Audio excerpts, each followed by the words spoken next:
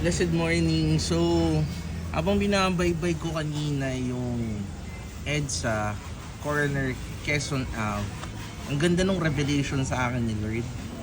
Kasi nakita ko yung mahabang building doon kung nadadaan kayo ng EDSA. And bigla na lang kinuwento sa akin ng Lord na grabe no, imagine mo yung building na sobrang taas. No, so kaya nagawa yun. Kasi hindi ako engineer, hindi ako architect. So obviously hindi ko naisip kung paano buuin yun.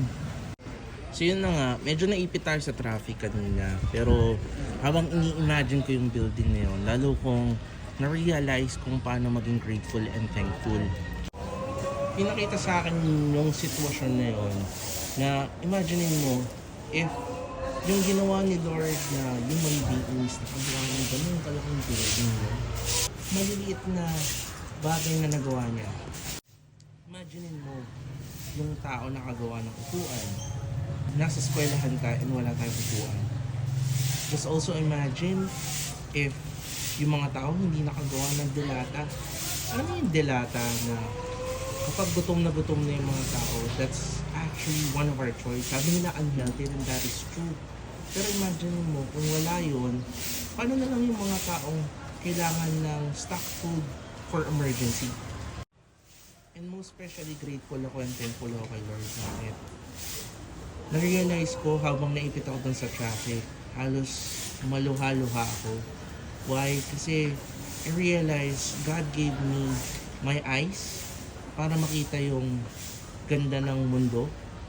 Oo, hindi perfect, madaming hindi maganda nangyari, pero mas madami pa rin magandang pwede kang mangyari, like this creation na ginawa ni Lord. And sobrang thankful ako kay Lord kasi binigyan niya ako ng chance na magkaroon ng kamay.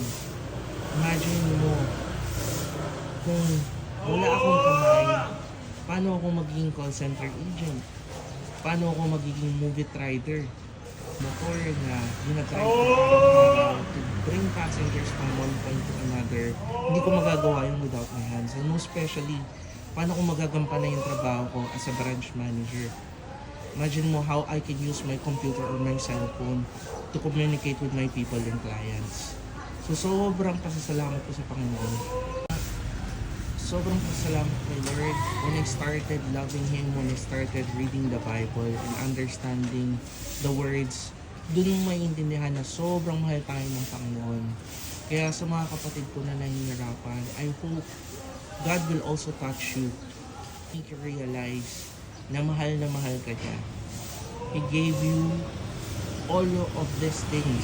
Binigay ng Panginoon ito lahat sa atin para ma-realize natin na napakasarap pa rin mabuhay sa mundo. Kaya Lord, I'm so grateful and thankful. Maraming salamat po sa maliliit na mga biyaya. Naniniwala ako na mas maganda pa ang plano mo sa bawat isa. Hindi po madali. Hindi po madaling magpapuri sa inyo, magsilbi sa inyo, Panginoon ko. Pero dahil sa inyo, ma-appreciate namin na may magandang nangyayari para sa buhay. Lalo na sa mga mahal namin sa buhay. Kaya Lord, hindi po ako magsasawa, magdasal at magpapuri sa iyo. Hallelujah. Amen.